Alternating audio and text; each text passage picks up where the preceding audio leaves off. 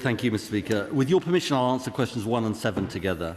The recent heat wave last month saw the maximum all-time June temperature record in the UK set at 37.7 degrees Celsius, 2 degrees higher than at any time since records began. Without human-induced climate change, the World Weather Attribution Group of scientists have found that this 2026 European heat wave would have been virtually impossible. The climate emergency is real and it is here. As we face these facts, this government will continue to follow the science to protect current and future generations. Paul Wall. Thank you, Mr. Speaker. Last week in Rochdale, I attended a community screening of Chris Packham's National Emergency Briefing, and one of the most chilling lines in that entire documentary was that today's extreme weather is going to be the coolest and most stable weather we're going to experience in the rest of this century. In other words, the recent extreme heat waves, floods and wildfires are going to get much, much worse without real action. So does the Secretary of State agree with me that this Labour government has a strong record in just 2 years of gripping this emergency, but also there's much, much more we can do to prevent the damage caused by climate change to our health, our economy and to our national security? So stay. My honourable friend articulates the position incredibly well, Mr. Speaker. This is an emergency, as I said, and we've seen in the last few weeks the way it affects our transport system, our education system, and indeed health. And the figures on deaths from heat-related episodes are really chilling. The UK Health Security Agency estimated 1,504 heat-associated deaths in England last summer, 1,311 in 2024. 2,295 in 2023, 2,985 in 2022. That is why it's so important we act. Alan Thompson. Thank you, Mr. Speaker. While many of our ongoing discussions in this House rightly focus on decarbonising heating, climate change means that cooling is becoming increasingly important too, particularly in the context of our recent extreme heat waves. As these heat waves become increasingly frequent, homes and businesses in Erewash and across the country increasingly need cooling as well as heating. What steps is the Secretary of State taking then to ensure that the growing demand for air conditioning is met through energy-efficient technologies and clean electricity, so that adaptation to climate change does not come at the expense of our net zero goals? Well, my honourable friend is absolutely right, and we know that active cooling systems are going to be really, really important to manage overheating in buildings. That's why we announced that we'll extend support under the boiler upgrade scheme to include air-to-air heat pumps, which offer both heating and cooling. These grants make £2,500 available for installation of these systems, and air-to-air heat pumps are also included in the VAT relief for energy-saving materials system, currently subject to 0% VAT. It's a very, very important issue for the future. Sir Christopher Cho.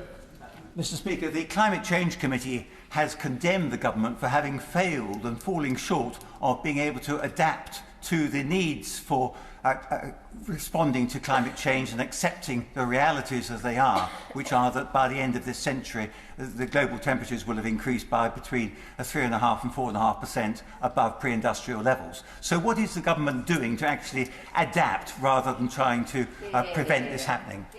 Well, he and I have had this discussion before. This is a very, very important point, Mr. Speaker. Of course, we've got to do more on adaptation. But the idea that we give up on tackling the climate crisis is grossly irresponsible. Why? Because the costs will become enormous and unmanageable. So you've got, and we've had this discussion at the Select Committee before, we've got to do both. He will see, as somebody who's concerned about our economy, that we simply cannot say we're going to just let climate change run away to 3.5, 4 degrees, he was saying, with massive impacts on our population. We've got to keep to the Paris Agreement and adapt as well. Jim Ramsey. Thank you, Mr. Speaker. The Secretary of State has referred to the number of people who are already losing their lives due to excess extreme heat.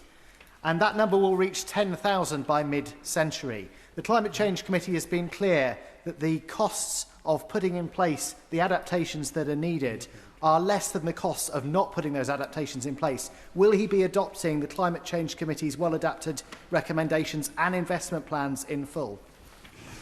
Well, that's obviously a matter for discussion across government, Mr. Speaker. But look, the honourable gentleman makes a really important point, and I do agree with it. The May 2026 report of the Climate Change Committee is an incredibly important landmark report. We know that adaptation has essentially been, in the past, a poor cousin when it comes to government, and it needs more priority. I absolutely agree with him about that. He is also right to talk about the emergency, because we often say, well, this is hotter than it's ever been before, but as somebody said, these are the coolest summer. This is the coolest summer we're going to have in the future.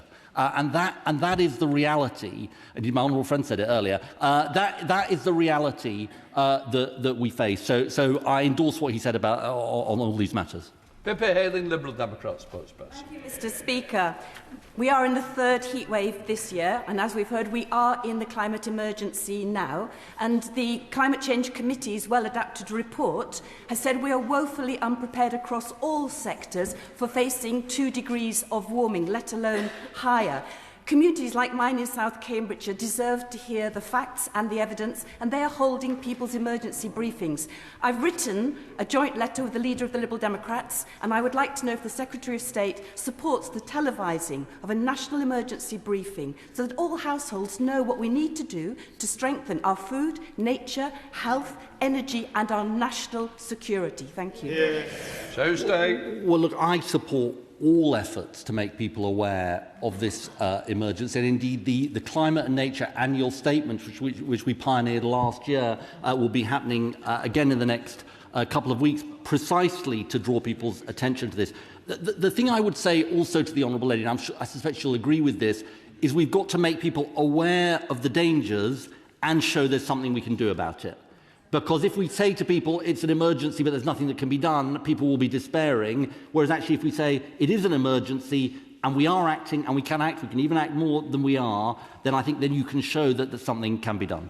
Thank you, Mr. Speaker. My constituents in Aberdeen South know that the best way to improve energy security and to improve job security is to actually drill more. Now, the government may not want to hear this, but my constituents know it, the trade unions know it, and even the Labour MPs on the Energy Security and Net Zero Committee know it. So will the government approve Jackdaw and Roseback as a matter of urgency to improve our energy security, to improve our job security and to improve our economy by billions of pounds? Minister.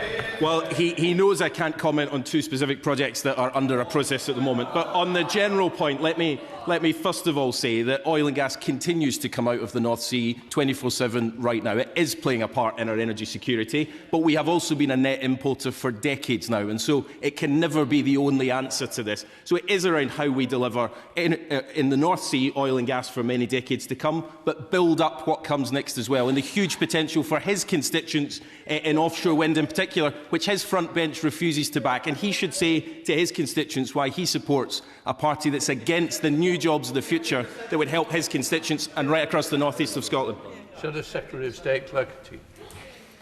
Last month, I asked the Secretary of State about the risk of blackouts from the increasing instability of our electricity grid, and he accused me of scaremongering. Since then, I can inform the House I've been contacted by a whistleblower at the heart of our grid operator, the NESO. They allege that senior managers have ordered control room operators to hide information that show the grid is not being run securely. They also allege that corporate affairs interfered with operational decisions needed to stabilise the grid in order to protect the NESO's reputation. If true, this is nothing short of a scandal. So will he take back his accusation of scaremongering and launch an immediate investigation into the security of our grid operations? Minister. Well, first of all, the Shadow Secretary of State's made some very serious claims there. If she has that information, she should share it with the department. Well, she shared it in the House of Commons. She should share the detail of it with us. But I would say, first of all, that no, I don't take back, and I'm sure my right honourable friend doesn't take back the idea that she has been scaremongering, because she has continued to do that, even though the National Energy System Operator has continued to meet the demand that's necessary for all consumers in the country. She continues to peddle nonsense on social media, and I think she should look at some of the facts before she does that. The heatwave saw no impact on consumers, and demand was met at all times. We have a robust and resilient energy system, and if she looks at the data, she would see that that's been delivered day after day. So, Thank you, Mr. Speaker. Apologies, my voice is going and it's nothing to do with England on Monday. These large solar is going to need battery energy storage systems, but there are growing concerns over the safety of these systems. And other countries are looking at more prescriptions, whether that's more regulation and technical parameters as to the size of them all. Now, we just rely on guidance here in this country. So can I just ask the Secretary of State if he will consider pausing on any approvals for the further solar schemes until we actually have some proper regulation in place that meets the safety requirements? No, we're not going to pause our development of solar power, Mr. Speaker. It's essential to get bills down for families, to get us off the roller coaster of fossil fuels. On her points about safety, we take this incredibly seriously, and my honourable friend, the Energy Minister, has met with the Fire Chiefs Council and is working assiduously on these issues, and I'm sure we'll be happy to meet her.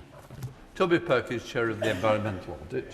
Thank you very much indeed, Mr. Speaker. My right honourable friend took office shortly after we'd had the fiasco of the Contracts for Difference auction under the previous government that didn't get a single megawatt of new energy proposed. We've had tremendous success since then in boosting the amount of renewable energy, and this country is making tremendous progress.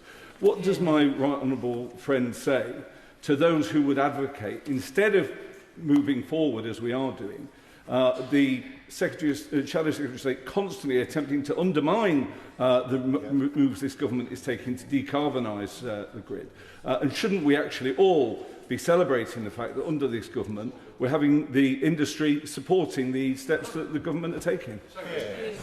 Well, I agree with my honourable friend, Mr. Speaker, and I think he puts it very well. We have had enough power through our renewables auctions to power the equivalent of 23 million homes. That is, and it's significantly cheaper than building new gas-fired power stations, which is what the honourable lady, wants to do. I'm old enough to remember when she was in favour of clean energy. But anyway, Mr. Speaker, I think what's very interesting, my honourable friend mentioned London Climate Week, and what's so striking is countries around the world are drawing the same lesson. They're drawing the same lesson that we need to electrify and get off the fossil fuel roller coaster. Greg Smith, Shadow Minister. Thank you, Mr. Speaker. Ministers have been consistently trying to argue that solar needs 1% of agricultural land. Yet, in a spectacular display of disjointed government, their own land use framework talks of 9% of our agricultural land being taken out of food production for environmental schemes.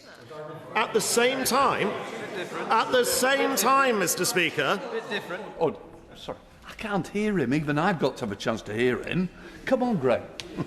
Thank you, Mr. Speaker. At the same time, EDF Chief Executive Simone Rossi has said the Energy Secretary's expansion of solar and wind is creating far more electricity generation capacity than is needed. EDF even calling for a pause on the approval of new projects. So, before he shuffles over or perhaps shuffles off, will the Secretary of State use his last days in post to see sense, drop the dogma and save our countryside from yet more farm-destroying inefficient solar? What is he on, Mr. Speaker? Look, just to be clear about this, even in the most ambitious scenarios, our plans for solar in 2030 would mean 0.6% of agricultural land, and I'm happy to repeat that. And I don't know what makey-uppy nonsense he's producing. But the wider issue is this, which is the party opposite complains about energy bills, and energy bills are too high. We've got the cheapest form of power available, which is solar power, and they say no to that. They want to keep us hooked on fossil fuels, and we saw the impact of that with the Iran war and the Russia-Ukraine crisis. I think, Mr. Speaker, they've got to go back to the drawing board. Coutinho, Shadow Secretary of State. Thank you, Mr. Speaker. According to the press, the Secretary of State is applying for a new job, which means he must be in need of some references. So can the Secretary of State tell us who's he going to ask first? The trade unions who are calling for him to be sacked? The public, who have faced a £300 rise in their energy bills on his watch, or the oil and gas workers who so roundly rejected him at the recent by-election in Aberdeen?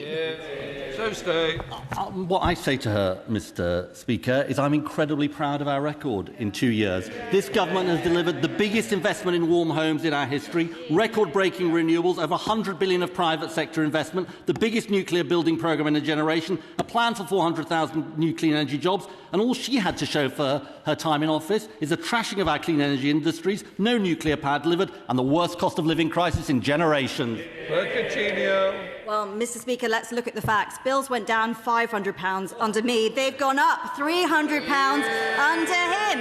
He said he's raked in investment, but that's because he's promised consumers will pay sky-high prices to wind developers for decades to come. He's decimating British industry. Great British Energy is a complete flop. Isn't the truth that the only reason he wants an out from this job is so that someone else has to clean up the mess he's leaving behind? The truth is, Mr. Speaker, is that we all face a choice on this question of the future of our energy system. Do we learn the lessons of history? Yeah. Do we learn the lessons of 2 fossil fuel crises in 5 years? Russia's invasion of Ukraine, the Iran war. Do we say that we want energy sovereignty with clean, homegrown power that we control? We have made our choice. Frank McNally. Thank you very much, Mr.